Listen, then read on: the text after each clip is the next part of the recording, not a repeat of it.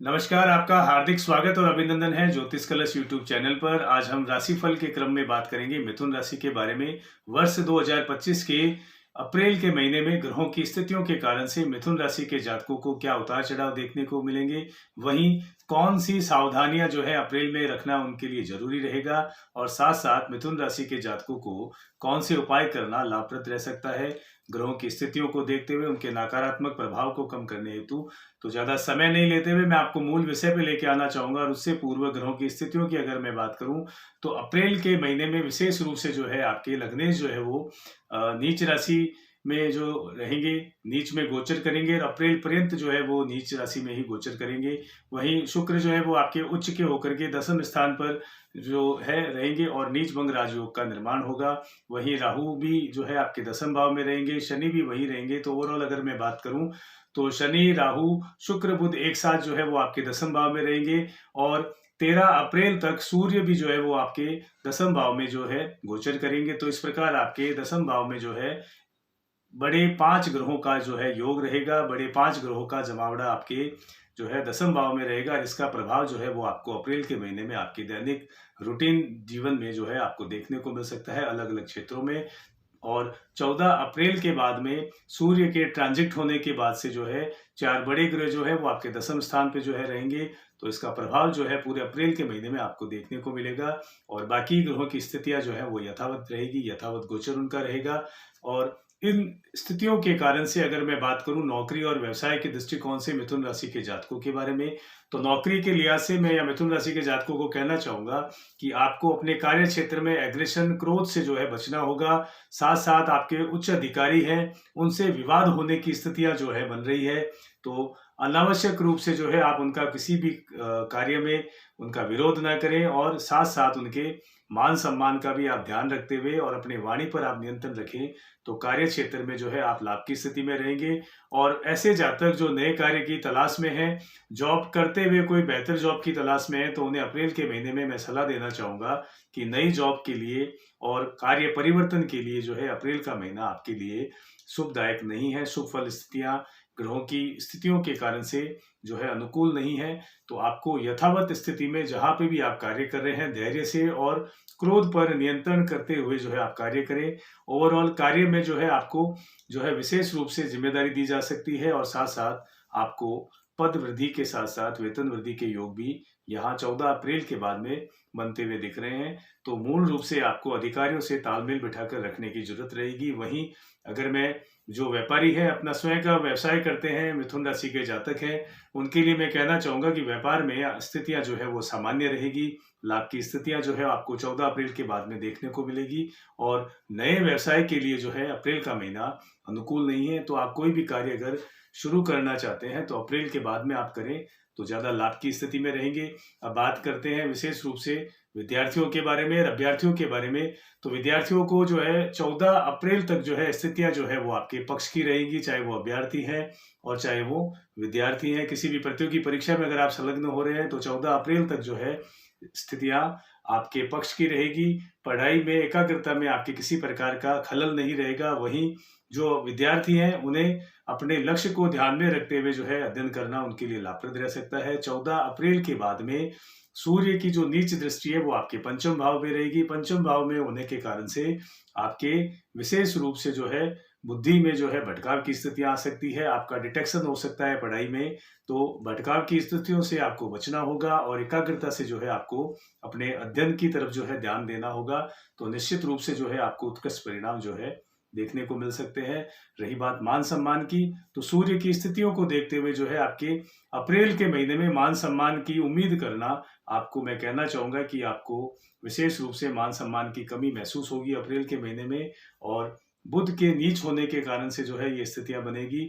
तो आपको विशेष रूप से जो है इस महीने में ये एहसास हो सकता है कि आपको यथोचित मान सम्मान नहीं मिल रहा है। वहीं मानसिक शांति जो है बुध के नीच के होने के कारण से आपको रह सकती है। अप्रैल के महीने में कुछ मानसिक स्ट्रेस जो है मिथुन राशि के जातकों को देखने को मिल सकते हैं। वहीं मैं कहना चाहूंगा कि मकान, भूमि, भवन में अगर आप किसी भी प्रकार का अगर कोई निवेश करना चाहते हैं तो यहाँ अप्रैल के महीने में मिथुन राशि के जो भी जातक हैं उन्हें रुकना बेहतर रहेगा, क्योंकि इन सभी चीज़ों में निवेश करना आपके लिए लाभप्रद नहीं रहने वाला। अगर आप अप्रैल में निवेश करते हैं तो किसी भी प्रकार के भूमि, भवन, प्लॉट, एलआईसी या अन्यत्र कहीं भी आप शेयर मार्केट में अगर कोई निवेश करते हैं, आप इंटरेस्टेड हैं, तो आपको जो है सलाह पूर्वक किसी की लेते हुए सलाह, या आप अपने कुंडली का पूर्ण आकलन करवाते हुए, अगर आपकी कुंडली मजबूत स्थिति में है तो आप इसमें आगे बढ़ सकते हैं। अन्यथा मिथुन राशि के जातकों की मैं बात करूं तो निवेश के लिहाज से जो है अप्रैल का महीना जो है लाभप्रद स्थितियां नहीं है।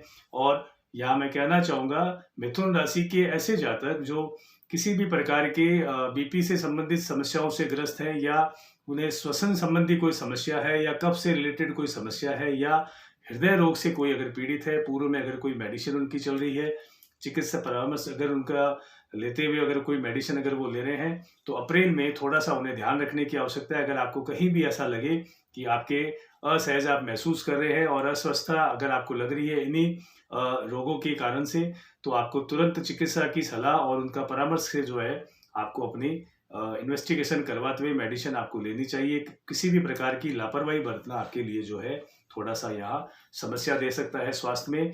ये नहीं है कि सभी मिथुन राशि के जातकों को ऐसी समस्याएं होगी। मैं यह कहना चाहूंगा कि जिन जिन जातकों को इन हृदय रिलेटेड और या कफ से संबंधित या श्वसन से संबंधित कुछ समस्याएं हैं, तो उन्हें थोड़ा सा यहाँ सजग होने की आवश्यकता है कि उन्हें कुछ परेशानियों का सामना करना पड़ सकता है।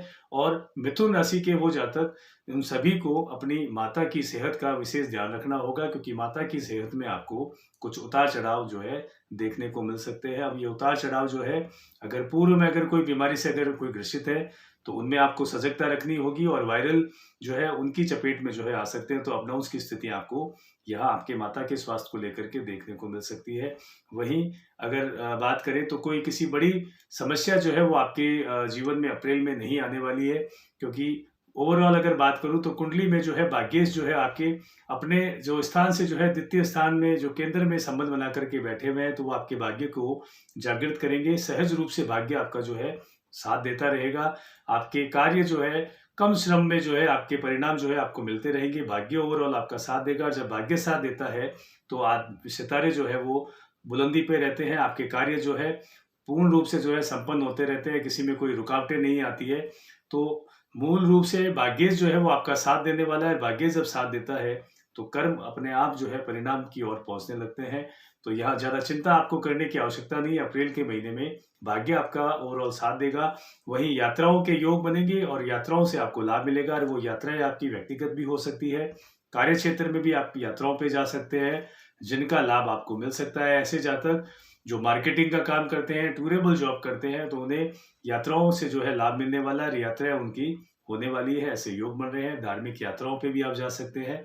वहीं यहाँ मैं कहना चाहूंगा कि आपको उधार के लेन देन से बचना होगा, कर्ज से बचना होगा। विशेष रूप से आपको शत्रु और विरोधी जो है वो आप पर हावी हो सकते हैं, प्रबल हो सकते हैं। तो यहाँ जितना हो सके आप अपनी वाणी पर संयम रखें। अन्यत्र किसी को जो है आप ऐसी वाणी का उपयोग ना करें कि आपका विरोध होने लगे और आपके विरोधी जो है फिर से आपको जो है मानसिक परेशानी में आप आने लगे। यहाँ विरोधी और शत्रु प्रबल होने के योग बन रहे हैं अप्रैल महीने में। वहीं उधार के लेन देन से आपको बचना चाहिए, क्योंकि आपका पैसा अटक सकता है, फंस सकता है अगर आप किसी को उधार का लेन देन करते हैं। और नया कोई कर्ज लेने से आपको जहां तक हो अप्रैल के महीने में आप जो है बचे तो ज्यादा लाभ की स्थिति में रहेंगे। वहीं अगर मैं बात करूं प्रेम जीवन की, तो प्रेम जीवन में फिलहाल जो है वर्तमान में जो स्थिति अप्रैल में बन रही है, तो उसमें सफलता मिलना मुश्किल है। प्रेम जीवन जो है आपका सामान्य रहने वाला है, और मंगल जो है वो नीच की दृष्टि है आपके बुद्धि भाव पर। वही सूर्य जो है वो नीच की दृष्टि भी आपके बुद्धि भाव पर होने के कारण से यहाँ प्रेम जीवन में कुछ आपको खटास का सामना करना पड़ सकता है। स्थिति आपकी सामान्य रहेगी। वही वैवाहिक जीवन आपका सामान्य और सुखद रहेगा, और जीवन साथी का सहयोग आपको मिलता रहेगा। और उपायों की अगर मैं बात करूं तो मूल रूप से मिथुन राशि के जातकों को बुध के उपाय करना लाभप्रद रह सकता है। नियमित रूप से आप गणेश जी के मंदिर में जाएं और गुड़ की डली अर्पण करें। वहीं महीने में कम से कम 3 बार जो है आप बुध का दान करें किसी भी गणेश मंदिर में, तो आप लाभ की स्थिति में रहेंगे। वहीं बुध के बीज मंत्रों की नियमित रूप से एक माला करना आपके लिए लाभप्रद रह सकता है, और साथ साथ गणेश चालीसा का पाठ करना नियमित रूप से आपको लाभान्वित कर सकता है। साथ ही मैं अगर कहना चाहूंगा मिथुन राशि के जातकों को विशेष रूप से जो है फिजूल खर्ची से जो है अप्रैल में बचना होगा, क्योंकि खर्च अधिक होने के कारण से आप सेविंग नहीं कर पाएंगे। हालांकि आपके सूर्य के ट्रांजिट होने के कारण जो है सूर्य अति विशिष्ट योग बना करके जो है उच्च स्थान पर रहेंगे, तो इस कारण से जो है 14 अप्रैल से लेकर के 1 महीने तक जो है आपके इनकम के सोर्स जो है वो आपको दिखने शुरू होंगे, इनकम आपकी होगी और अच्छी इनकम आप कर पाएंगे। लेकिन फिजूल खर्ची के कारण से जो है आप सेविंग करने में थोड़ा सा जो है स्वयं को जो है समस्याओं में पाएंगे, क्योंकि सेविंग नहीं हो पाएगी, फिजूल खर्ची जो है अत्यधिक होगी। तो आपको यहाँ ध्यान रखना होगा कि फालतू के जो खर्चे हैं, अनावश्यक जो खर्चे हैं, फिजूल खर्ची है, उस पे आपको नियंत्रण रखना होगा। एक नई राशि के साथ में फिर से मुलाकात होगी, तब तक के लिए मैं नरपेन हर्ष बहुत बहुत शुभकामनाओं सहित आज्ञा चाहता हूँ। नमस्कार।